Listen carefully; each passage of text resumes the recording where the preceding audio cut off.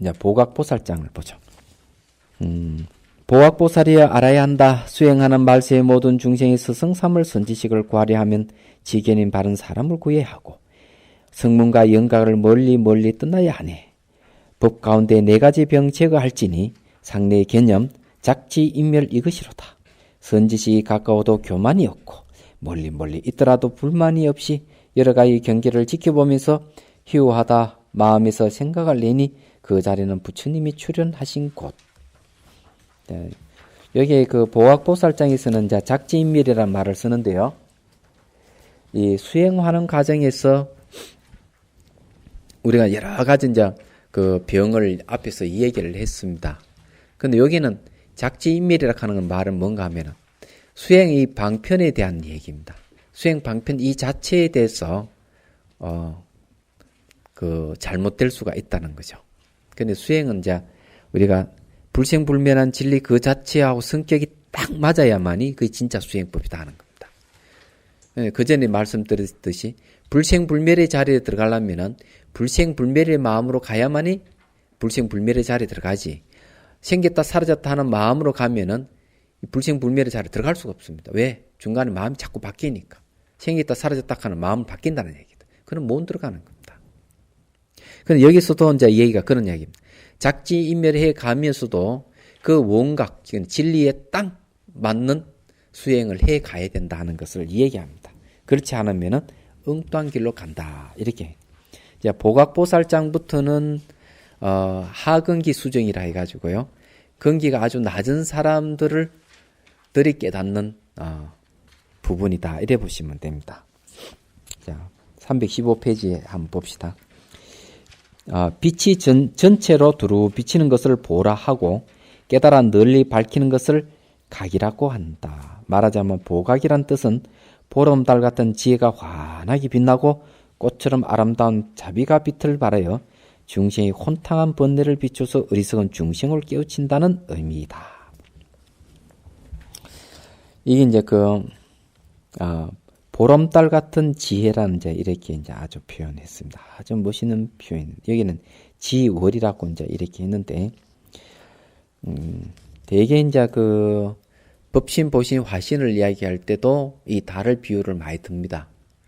달 자체는 법신이고, 달빛이 사방을 쭉 비추는 달빛은 보신이고, 또, 강에, 물에 비치는 달은 화신이다. 이랬습니다. 그런데 서가모니 부처님은 화신불입니다. 그러니까 물이 비친 달과 같죠.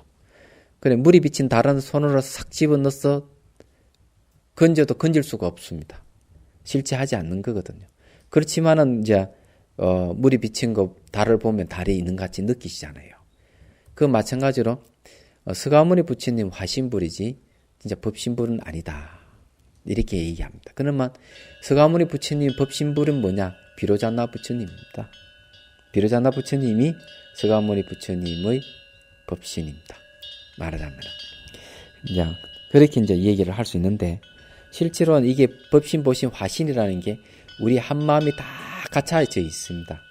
다 갖춰져 있는데 우리는 이제 그걸 모르고 삶과 죽음의 고통에서 계속 헤매고 윤회에서 매 돌고 돌면서 고통을 받는 거예요. 자, 보각보살이 정제업장보살을 이어서 질문하는 이유는 무엇 때문인가? 금강보살부터 변원보살에 이르기까지 차례로 부처님께 질문하여 5개, 5개의 덕계라고 하는 거친 번뇌 장애를 제거하였고 제업장에서는 병의 근원을 전부 파쳐서 사상의 미시한 번뇌까지 다 끊어버렸기 때문이다. 5개의 덕계의 거친 장애와 아상, 인상, 중생상, 수자상의 4가지 상의 미시한 장애가 다 제거되었다면 온갖의 큰 지혜가 확연히 밝아 대비의 원력을 일으킬 만하니 이로 인하여 어리석은 중생을 널리 깨우치게 된다. 그러므로 보각보살은 자상한 마음으로 말세의 중생들을 위하여 부처님께 이들을 깨우쳐 교화하는 방편을 간청히 묻는 것이다. 열애는 여기에 답변을 하여 말세의 중생이 정지견을 가진 선지식을 구하여 그들의 도움으로 사견에 떨어지지 않도록 하시니 이것이 말세 중생을 깨우쳐 교화하는 방편이다. 자, 여기 이제 이 얘기가 뭔가 하면은, 하근기의 중생들은 혼자 수행한다 하는 게 참 어렵다는 거죠. 법문을 듣고 그 법문에 따라서 내적 관찰해서 존재의 본질이 무엇이라 하는 거 깨쳐가면 참 좋겠는데, 그것 힘들면은 선지식에 의지해야 된다. 그런 선지식을 의지하려면은 어떤 선지식을 의지해야만 바른 수행을 해갈 수 있을까 하는 문제가 있는 것이죠. 말하자면은. 그래 앞에서 이제 전부 다 그 5개 득계라는 거친 번뇌, 그리고 이제 자아락하는 병에 대해서 상시에 이 얘기를 했습니다. 다 그래 얘기를 했지만, 그러면은 배우는 입장에서 수행 자체에 대해서 우리가 잘못 알면 안 되기 때문에 그것을 일러줄 수 있는 스승을 이제 어떻게 잘 가려낼 수 있는가 하는 문제예요. 이제 그런 문제입니다.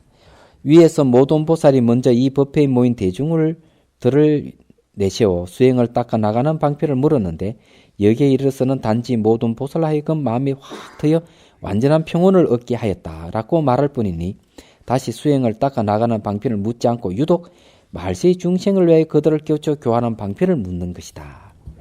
이제 상근기나 중근기 사람들은 이제 충분하게 이때가 정제업장 보살장까지만 하더라도 깨달음을 얻지만은, 자, 말세에 가서 이 중생들에게는 이게 안 되기 때문에 이제 여기에서 그 보각보살이 부처님께 여쭈어서 말세 중생들을 그럼 어떻게 그러면 교화해야 되겠습니까? 하는데 그런 물음이에요. 자, 말세란 말이 나왔으니까 제가 말씀드리죠.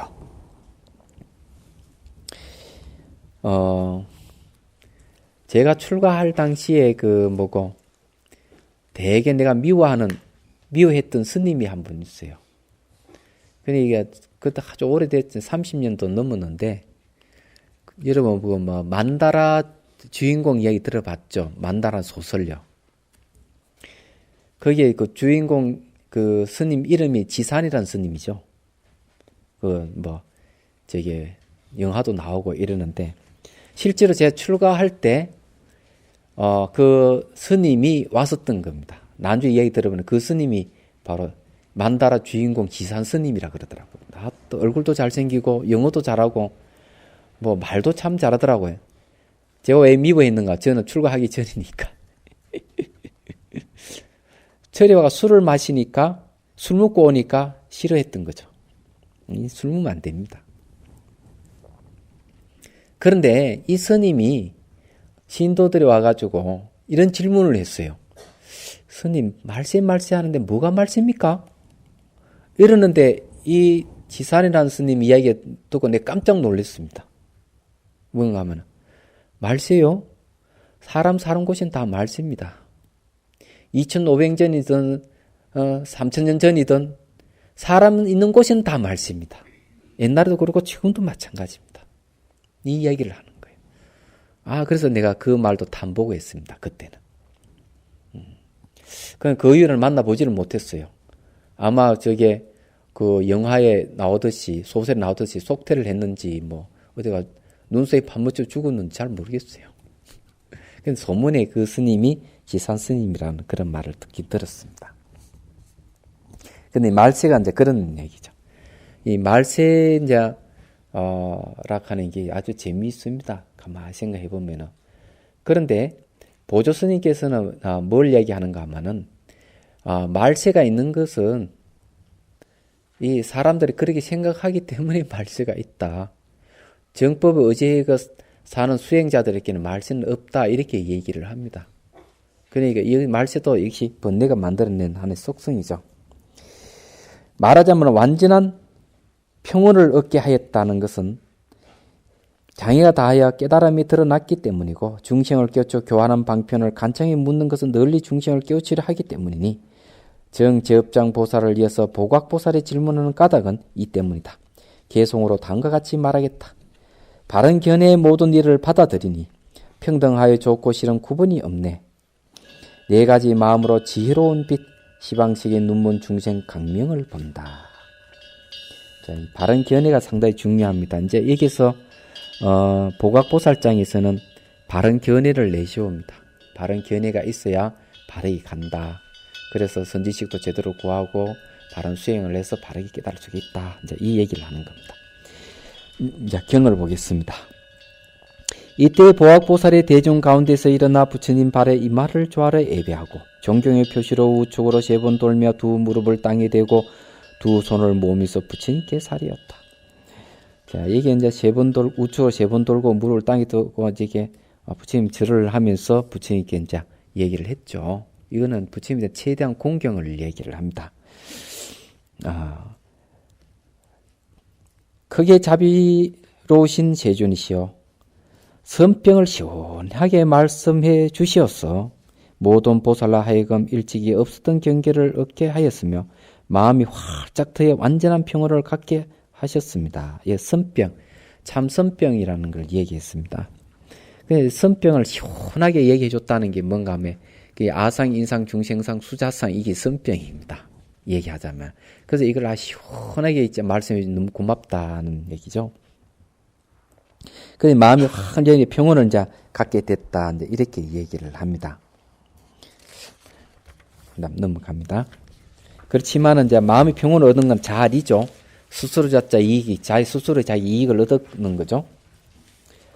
그렇지만 이탈을 해야 됩니다. 남의 도와주는, 중생의 이익을 위해서 역시, 우리 수행을 또 해야 됩니다. 그래야 그게 대승이라 할 수 있죠. 세존이시여 말세의 중생은 부처님 열반 후 그 시절과 멀어지게 되니 성인과 현자가 숨고 삿된 법이 더욱 지성해집니다. 그러니 모든 중생으로 하여금 어떤 선지식을 구하고 이 첫 번째 이제 물음입니다. 어떤 선지식을 구하고 두 번째 어떤 법에 의지해야 하며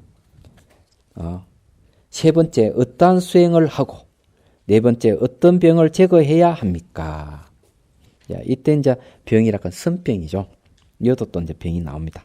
어떻게 발심해야 다섯 번째입니다. 어떻게 발심해야 그 눈문 중생들 하여금 삿된 견에 떨어지지 않도록 하겠습니까? 자, 여기서 얘기는 보니까 보각보살장에서 얘기하는 건 그렇네요. 깨달은 사람들을 위해서 자 크게 깨쳤던 작게 깨쳤던 깨달아서 완전한 깨달음을 향해 나아가는 사람들을 위해서 얘기를 하는 거죠. 그러면은 중생들을 어떻게 구제해야 됩니까? 하는 이타행을 얘기하는 겁니다.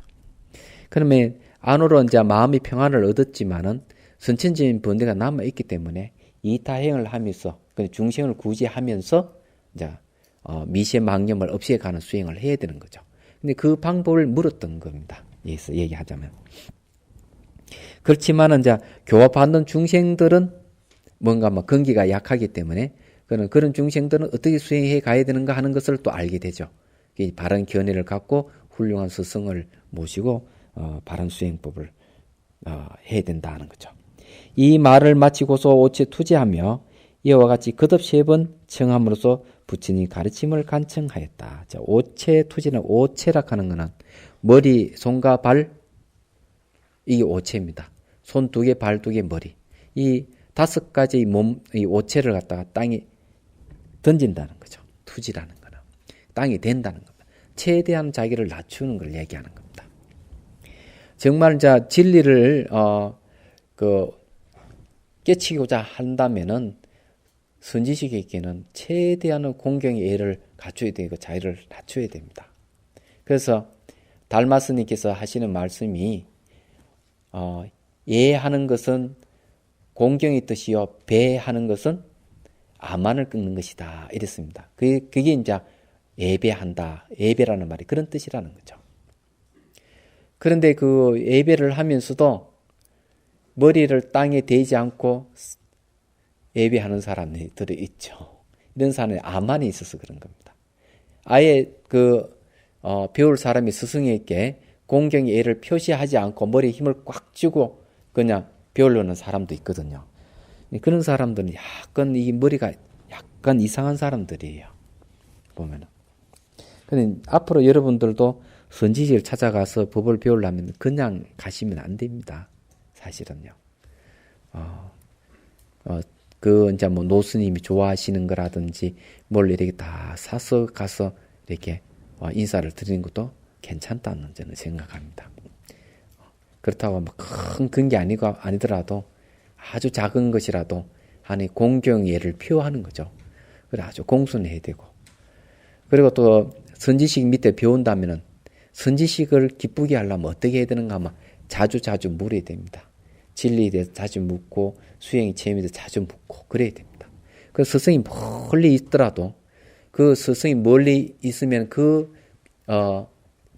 방향을 향해서 늘 이래 절을 하고 예배할 수 있어야 됩니다. 이게 제자가 스승에 대한 공경이고 그런 사람만이 깨달을 수가 있어요. 말하자면. 그리고 이제 정말 수행하는데 장애가 있고 이러면은 불보살에게도 기도하지만은 또한 스승에게도 기도를 해야 됩니다. 말하자면. 그래야만이 이게 이치에 맞는 거예요. 왜? 이 수행을 이끌어주는 사람이 스승이기 때문에 그래요. 스승은 부처님과 똑같습니다. 근데 그런 공경심이 없으면 어떻게 진리를 깨칠 수 있겠습니까? 힘듭니다. 얘기하자면. 특히 대성의 진리라 하는 것은 아주 넓고 깊어가지고 혼자 힘으로 굉장히 힘이 들어요. 그래서 이 법륜 노스님께서 그런 말씀을 하십니다. 어느 수행자는 자기 힘만 믿고 애써서 수행을 하는데 그렇게 해가지고 성취하기 참 힘들다. 위실력이 있는 불보살의 힘을 왜 빌리지 않느냐 이렇게 얘기합니다. 그러니까 불보살의 힘을 빌린다는 것은 기도를 해야 된다는 거죠. 다란이를 이용한다든지 그런 겁니다. 그렇게 해서 불보살이 가피의 힘을 입고 수행하는 거죠. 우리는 수행할 때 바깥 장애들이 굉장히 많습니다.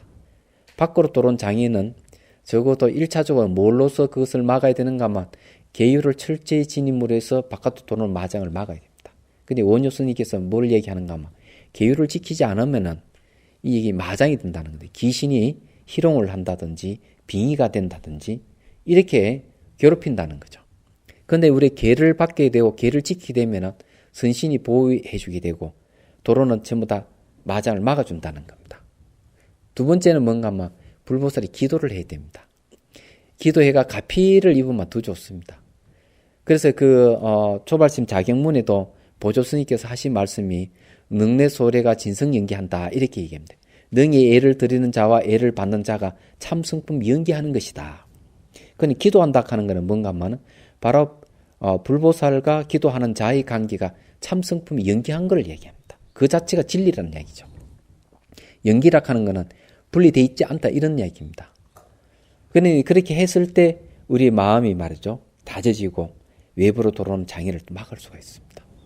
그렇지만은 안에서 일어나는 번뇌는 내적 관찰을 통해 가지고 그것이 무엇인지 확실히 깨뜨려 보는 게 중요한 겁니다. 마치 그 실험실에 우리가 실험을 하듯이 여러분도 학교에서 좀 실험을 해봤지 않습니까? 과학 시간에 실험을 하면은 그 실험 그 대상에 대해서 항상 눈을 떼지 않고 있죠. 눈을 떼지 않고 그걸 딱 지켜보는 거. 그래야만 지켜보지 않으면 이 실험하는 내용을 잘 모르게 됩니다. 결과를 모르게 되는 거죠. 마찬가지예요. 우리가 자기 자신을 갖다 괴롭히는 게 무엇인지, 나를 구속하는 것이 무엇인지 이런 걸 지켜봐야 됩니다. 그게 전부 다 자기 자신을 대상으로 하는 거죠. 자기 자신이 누구겠습니까? 몸하고 일어나는 생각, 마음이죠. 그러는 겁니다. 근데 여러분들은 이제 화두 참고하시는 분이니까 그럼 어떻게 해야 되느냐? 화두를 참고를 하는 거죠. 공안을 참고하고. 이래 화두를 참고 공안을 참고하는 것이 뭔가 하면 바로 이 내적 관찰입니다. 다른 게 아니에요. 자, 그 다음에 그때 세종께서 보각보살에게 말씀하셨다. 착하고 착하도다 선남자의 너희들이 열에 이와 같은 수행을 자문하여 능히 말세의 중생에게 두려움이 없는 도의 눈을 베푸니 도안 그러니까 진리 눈을 베푸니 이로 인해 그 중생들 하여금 성스러운 진리를 얻게 하는구나. 너희들은 자세히 들으라. 마땅히 너희들을 위하여 쓰라리라. 그러자 보각보살이 부처님의 가르침을 받도록 하냐며 모든 대중들과 함께 무견히 부처님 말씀에 귀를 기울였다. 자, 이제 이때까지 이제 앞에 이야기하는 거는 이제 도입부죠. 보학보살이 이제 부처님께 말세 중생들 어떻게 교화해야 되겠습니까? 이제 이렇게 질문을 드린 겁니다. 질문을 드려까지 이제 왔는데, 320페이지부터는 아주 이제 심도 있는 내용들이 나옵니다. 여기서부터는 5가지 질문을 했죠. 그 보학보살 5가지 질문을 했는데, 모든 중생을 하여금 어떤 선지식을 구하고, 첫 번째입니다. 두 번째는 어떤 법을 의지해야 하며, 세 번째 어떠한 수행을 하고, 네 번째 어떤 병을 제거해야 합니까? 다섯 번째는 어떻게 발심해야 그 눈먼 중생들 하여금 삿된 견해에 떨어지지 않도록 하겠습니까? 하는 이런. 그래서 이제 첫 번째 질문에 어떤 선지식을 구하고 하는 데입니다. 어떤 선지를 구해야 되느냐? 선남자의 말세의 중생이 큰 마음을 내고, 큰 마음을 발심한 보리심을 진리에 깨치고자 하는 마음을 내는 거죠. 선지식을 구하여 수행하고자 하면 마땅히 일체의 바른 지견을 가진 사람을 구하여야 한다. 그런 상에 머물지 않고, 이 상이라 하는 건 아상이라든 인상, 중생, 수자상, 내락하는 상, 나는 너하고 다르게 내가 수승하다는 상, 나락하는 것은 이게 인하합에서 이루어진 중생이다 라든지, 또 모습을 가지고 있는 모든 중생은 수명이 한정되어 있다든지 이런 생각을 가지고 있는 건 안 된다는 거죠. 그런 상에 머물지 않고 성문과 영가의 경계에 집착하지 않는다. 이제 그런 선지식 주다. 성문이라는 게 뭔가 하면은 부처의 말씀을 듣고 깨닫는 일을 성문이라고 그러고, 서성 없이 혼자서 12연기법을 깊이 사유해서 깨닫는 것을 영각이라고 얘기합니다. 이 성문과 영각에 이런 경계에 집착하지 말아라. 요 말은 뭔가 하면은 이 대성은 말이죠. 그 단계를 넘어간다는 겁니다. 그 성문 영각은 자리 힘은 강한데 이타가 없어요. 쉽게 말해 중생 구제하겠다는 대비심이 없습니다. 그래서 성문 영각에 머무르면 안 된다 이런 얘기 있어. 비록 중생의 모습을 드러내더라도 마음이 항상 청정하고 모두 허물을 보이면서 깨끗한 행을 찬탄하여 중생들을 하여금 바른 모습이 아닌 곳에 들어가지 않게 한다. 이와 같은 사람을 구한다면 곧 안욕따라 삼박삼보리를 성취할 것이다. 그네요. 안욕따라 삼박삼보리 완전한 깨달음을 얻을 것이다. 이런 말이에요. 쉽게 말해가지고 이 중생들을 하여금 억지를 가지 않게끔 잘 지도해주는 사람이 진짜 선지식이다. 그런 이야기죠. 세소의 공부는 익혀가지고 계속 집어넣어서 쌓아두는 게 그 세소 공부라면은, 우리 절직 공부는 쌓여 있는 걸 드러내는 게 절직 공부입니다. 이게 다른 점이에요. 이 많이 쌓아두고 하니까 그것 때문에 막 번뇌가 생기고 온갖 고통이 다 당하고 이러는 거죠. 그래 프로이더의 프로이더가 뭐라고 얘기했는가 하면은 무의식 속에는 억압되는 기억이 있다는 거죠. 이는 억압되는 기억이 있는데 이거를 제거하려면 그 무의식에 들어가야 되지만 그 들어갈 수 있는 길이 없다. 그 사람은 그렇게 얘기했어요. 이게 100년 전의 얘기예요. 그렇죠. 무의식 속에 도달만 할 수만 있다면은 억압된 기억을 없앨 수가 있는데, 근데 수행이라 하는 게 뭔가 하면은 바로 그는 마음속에 있는 아리아락하는 그 무의식 속에 있는 각가지 그 억압되어 있는 것도 있고, 그런 좋은 정보도 있고 나쁜 정보 다 있습니다. 그 안에. 그 중에서 좋은 정보는 전부 다 무르지혜로 전환시키고, 나쁜 정보는 전부 다 끄집어내고 없애야 된다고요. 그런 방법이 뭔가 하면은 이 수행입니다. 얘기하자면은. 프로이드는 꿈에도 생각지 못했던 거죠. 겨우 이제 100년 전에 무의식을 얘기했으니까 부처님은 2500년 전에 이 무의식을 벌써 얘기를 하고 있거든요. 그런 차이점도 방법도 다 얘기해 놨거든요. 그래 이게 대단한 거예요. 그런 거 보면. 이제 와가 이제 그 정신의학계에서 이제 이 수행에 관심을 갖고 그러거든요. 그래서 봄에 제가 도정신치료학회에서 와서 수행 체험에 대해서 좀 얘기해 달라고 갔었습니다. 갔는데 말 그대로 도정신치료학회예요. 도를 갖고 정신치료를 하는 학회입니다. 그럼 어떤 도를 얘기하는가 했더니만 바로 그 선사들이 선분답 하듯이 그런 도를 얘기합니다. 바로 선을 얘기하는 거예요. 거기서 얘기하는 거 보니까. 이제 세속에서도 그런 게 이제 하더라고요. 도정신치료학회가 그게 한 20, 30년 됐는 모양이에요. 외국에서도 그걸 이제 인정을 해주고 그러는 모양이에요. 그런데 이제 얘기하자면은, 이 요즘은 수행이라 하는 게 굉장히 사람들에게 어필이 되어가지고, 여기저기 수행이라는 말은 거의 안 쓰고, 지금 수련 대한 얘기. 그것만. 몇 년 사이에, 한 2, 3년 사이에 그냥 확 그냥 올라왔습니다. 어느 잡지에 보니까 경상북도에서 명상센터를 저게 건립해가지고, 그걸 하겠다. 그러니까, 뭐더라? 타운멘처로 그걸 이제, 그런 사업 계획서를 이제, 발표한 적이 있다 그러더라고요. 그런데 이게 보니까 경제적인 어떤 한산에 뜨는 수천억이랍니다, 이게. 그게 이제 뭔가 했더니만 어떤 수련회가 있다면은 수련하고 회비를 받지 않습니까? 그런 식이죠. 완전 이게 상업적으로 탁 결부되어 있는 거죠. 그런데 이제, 진짜 제가 이야기하고 싶은 건 뭔가 하면 온갖 수행법이 다 난립하고 있으니까 막 지금 혼탁할 정도로 어떤 게 진짜인지 어떤 게 가짜인지 알 수가 없게 되어 있습니다. 그뿐만 아니라 이제 가나선까지 도전을 받을 정도로 되어 있습니다. 그래서 이게 이상한 수행법 수행하는 사람들이 가나선에 대해서 굉장히 비방을 많이 하고 그 별거 아니다 막 이렇게 글을 쓰는데 많이 있습니다. 제가 특히 상상 수련하는 데서는 이 가나선은 별거 아니다는 식으로 막 비판해 놨습니다. 그러니까 이게 문제가 심각한 거죠. 그 정도 되면은. 그리고 자기들이 주장하는 이 수련법이 최고락하는 걸 갖다가 내세우기 위해서는 어쨌든 가나선을 긁어 넘어지는 겁니다. 그런데 거기에 대해서 제대로 그것이 아니다고 얘기해 줄 사람이 필요한 거예요. 그런데 이제 지금에 와서 이제 이 가나선에 대해서 막 이제 스님들이 관심을 갖고 또 신자들이나 또 국민들이 관심을 갖고 막 그렇게 하는데 이게 이제 꼭지를 뗐으니까 아주 좋은 일인데 이것을 잘 체계화 시켜가지고 제대로 이제 가나선을 하는 사람들에게 인식시켜 줄 필요가 있는 겁니다. 그 작업을 누가 해야 되느냐 하는 거예요. 그러니까 그 1차적인 그런 성과가 조계종에서 펴낸 가나선이라는 책이에요. 그러니까 가나선의 책이 그 책 내용은 우리가 보기에는 참 잘 됐지만은 일반 사람이 봤을 땐 또 어렵게 생각되는 거예요. 그 책이. 그리고 그 책에 또 반론회가 또 책을 낸 분이 또 계시대요. 어느 교수님이. 그럴 정도. 아주 좋은 일입니다.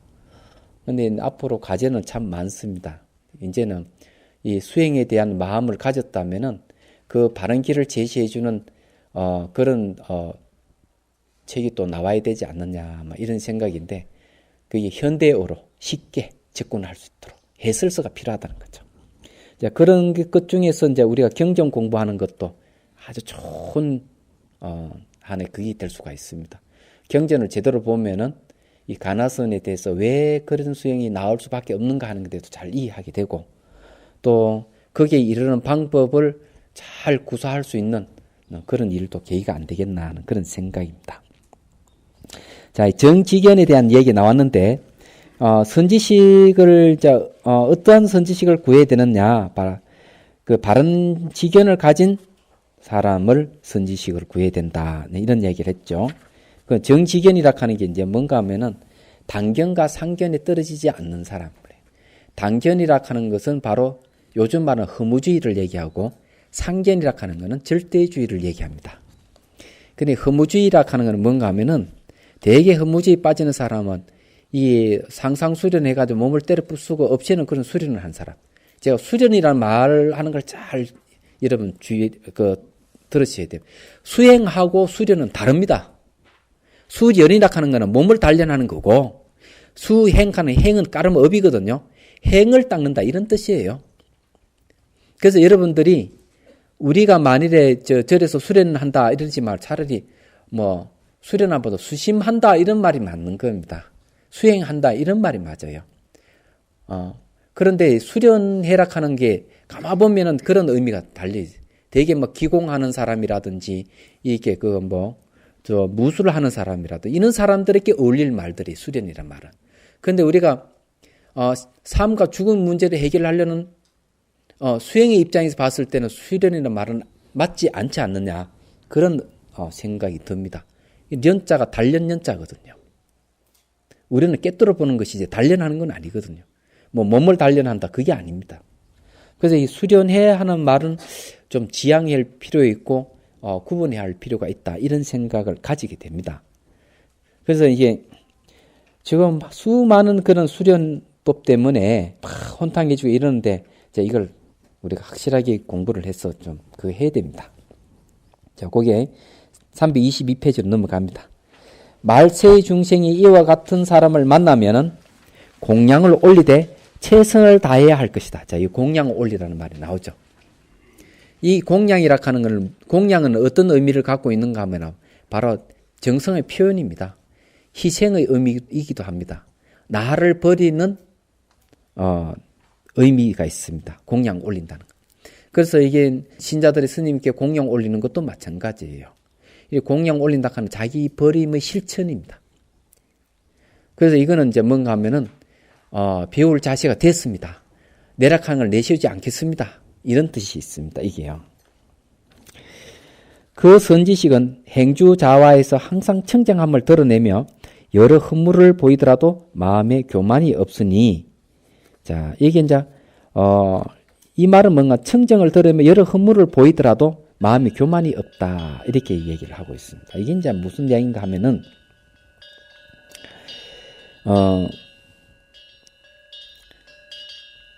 보통 우리 보면 스님들 보면은 막 이렇게 화를 막 내시기도 하고 욕을 막 하는 분 계세요. 스님들 중에서. 그런데 그걸 잘 가려내야 됩니다.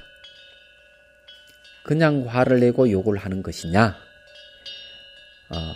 그냥 아무나 되고 그렇게 하느냐, 아무나 누구나 붙들고 그렇게 하는 스님이 있다면 그 선지식이 아닙니다. 반드시 화를 낸다든지 욕을 한다든지 할 때는 바로 제자를 깨우치기 위해서 방편으로 그렇게 하는 경우가 많아요. 라오스하고 티벳이라는 라오스하고 태국 국경지대에 있는 어느 선사는 그런데요. 이 욕을 굉장히 잘한다는 거예요. 그런데 아주 선지식으로 추앙받고 있는 거죠. 그런데 왜 욕을 하느냐 하면은 공부를 안 하고 이러면 막 욕을 해버린다는 겁니다. 얘기죠. 화를 내면서. 그런데 이제 그것이 이제 제자들은 그게 왜 그렇게 한 줄 알기 때문에 그걸 허물을 삼지 않는다는 겁니다. 미얀마 어느 선사는 담배를 아주 즐겨 피우는 겁니다. 이렇게. 말하자면. 그런 선사의 습관적인 거예요, 이게. 근데 그런 허물이 있더라도 배울만 하니까 추종한다는 거죠. 그런 것마저 없으면 더 좋죠. 얘기하자면. 근데 이제 이게 우리나라 선사들 좀 가끔 보면은 그런 선사들이 있어요. 고함을 꽥 지르면서 막 화내는 같은 그 무서운 얼굴을 하는 경우도 있고 그렇거든요. 이런 경우는 이제 보통 보면 분노존이라 해가지고 밀교에서는 그래 또 얘기하기도 합니다.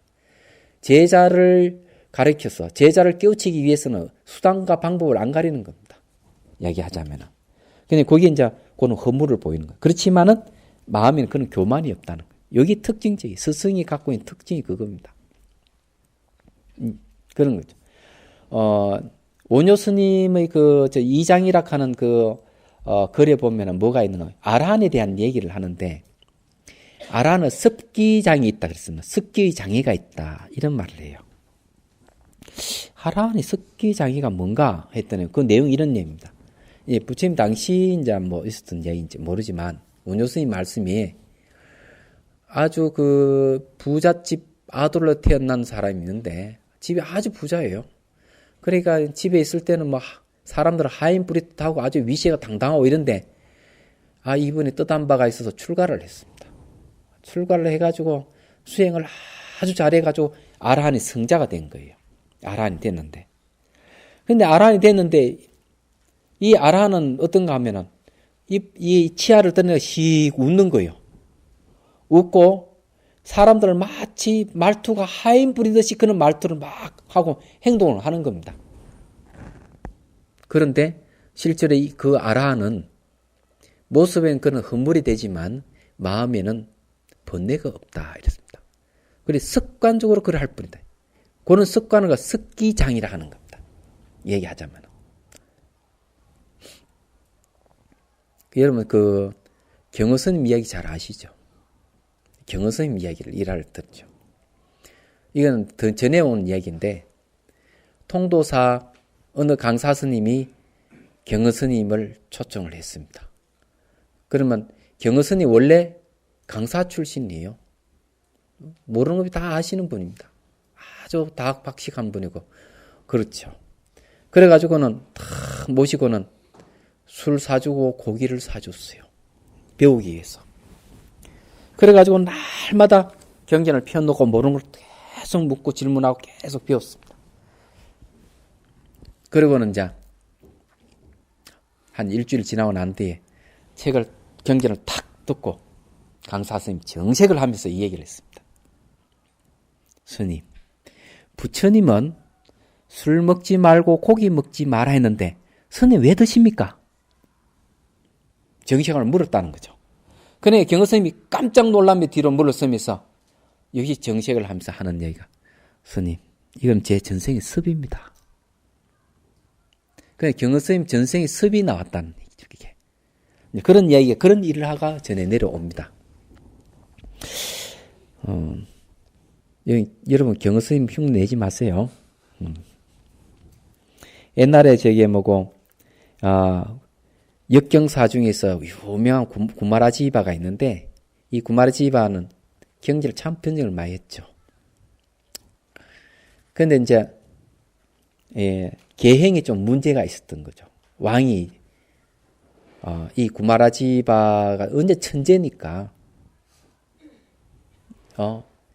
여자를 붙여서 그 자식을 얻게끔 하려고 그랬던 거죠. 그런데 이제 이 제자들도 그런 기미가 있는 거예요. 그런 기미가 있으니까 구마라지바 탁 알아채고 제자들을 딱 소집을 내가지고는 그릇에 바늘을 딱 담아서 가지고 너희들이 만일에 나를 모방하려면은 이 정도는 해야 된다. 바늘을 이불을 씹어서 먹는 거예요. 바늘 자체를. 그러니까 이 제자들 질려버립니다. 그 다음부터 다시는 그런 일이 없었다 하는 그런 얘기, 그것도 전해온 이야기입니다. 그런데 이제 얕은 옛날에 위정자들이 좀 그런 강압적인 게 좀 있고 그러는가 봐요. 스님들도 못살길 굴고. 자, 봅시다. 여기 이제 허물에 대한 얘기를 했습니다. 함물며 처자와 재산과 권속이 있다고 문제가 되겠는가? 자, 이 선지식 중에서 허물이 있는 선지식 중에 어떤가 하면은 처자도 있고 재산도 있고 권속이 있는 선지식이 있습니다. 이거는 출가자가 아니고 재가자입니다. 이런 경우는. 그런데 이제 만일에 재가자 중에서 혹 그런 깨달은 이가 있다면은 가서 배워야 됩니다. 배우고 싶으면은. 왜냐하면은 진리라 하는 건 성속을 떠나 있습니다. 성녀에게는 진리가 있고 세속 사람에게는 진리가 없다. 그런 법은 없어요. 그건 분명히 알아야 됩니다. 출가하거나 안 하거나 수행할 때 깨달을 수 누구나 다 깨달을 수가 있습니다. 출가한다 하는 건 다른 의미가 또 하나 더 있죠. 그게 뭔가 하면은 깨달음만의 문제가 아니고 불법을 이 세상 오래도록 머물게 하기 위해서 출가자가 필요했던 겁니다. 그게 성가입니다. 이 불법이 바른 법이 이 세상에 오래 머물러 있어야 이 고통받는 중생들을 구제할 수가 있습니다. 얘기하자면. 그래서 출가자가 필요했던 거죠. 그런데 진리 입장에서 봤을 때는 성녀가 필요도 없고 성속이 필요 없는 겁니다. 누구나 깨달을 수 있는 겁니다. 그런 구분이 필요 없는 겁니다. 그렇기 때문에 여기에서 이 얘기를 하자면은 혹시 선지식 중에서 처자를 건드려 사는 선지식이 있다면 그런 데에 대해서 자기가 진짜 진리를 배우고 싶고 내 깨닫고 싶으면은 그런 걸 보지 말아야 돼. 그런 허물을 갖다가. 티베트에서 제가 달람살 한 1년 살면서 봤는데 얻는 게 어떤 게 있는가 하면 이런 게 있더라고요. 제자가 스승을 구하는 데 있어서 몇 년을 갖다가 허비를 하느냐 하면은 약 12년간을 스승을 지켜보라. 과연 저희가 나의 삶과 죽음의 문제를 해결해 줄 뿐인가? 그래서 덜 제자 될 사람이 스승을 늘 행위라든지 이런 걸 쭉 지켜보는 겁니다. 그 사람의 깨달음의 경지, 학식, 행동 다 지켜보고 스승을 갖다가 정한다는 거죠. 그러면 스승은 제자를 구할 때 그럼 어떤 일을 제자를 구하느냐? 과연 저희가 수행할서 깨달을 수 있는 사람인지 아닌지를 판단하는 겁니다. 몇 년을 두고 쫙 지켜보는 그런 이야기를 제가 들었습니다. 그런데 좀 생각해 봐야 될 문제입니다. 스승을 정한다는 것은 쉬운 일이 아니에요. 그래서 이제 여러분들은 이제 수행해 가면서 정진해 가면서 정말 나의 문제를 해결해 줄 분이 있는지를 살펴보셔야 됩니다. 이게 아주 중요한 얘기예요. 그래서 이제 그런 얘기예요. 만약 선남자가 저 선우에게, 선우라 하는 것은 착한 벗, 깨달음으로 함께 가는 도반이죠. 선우에게 나쁜 생각을 일으키지 않는다면 곧 구경의 정각을 성취할 수 있어 마음꽃이 빛을 발하며 시방국토를 비출 것이다.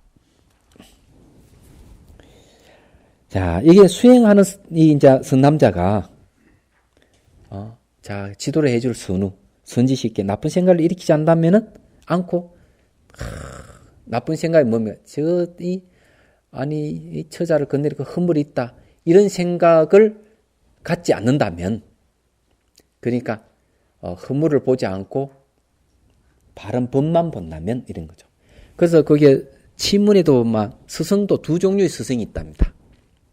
스승도 그러면은 언행이 일치되는 완벽한 스승이 있고 언행이 일치되는 완벽 스승 언행이 일치가 되지 않는 허물이 있는 스승이 있다는 거죠. 그러면은 허물이 있는 스승을 모셔서는 어떻게 해야 되는가?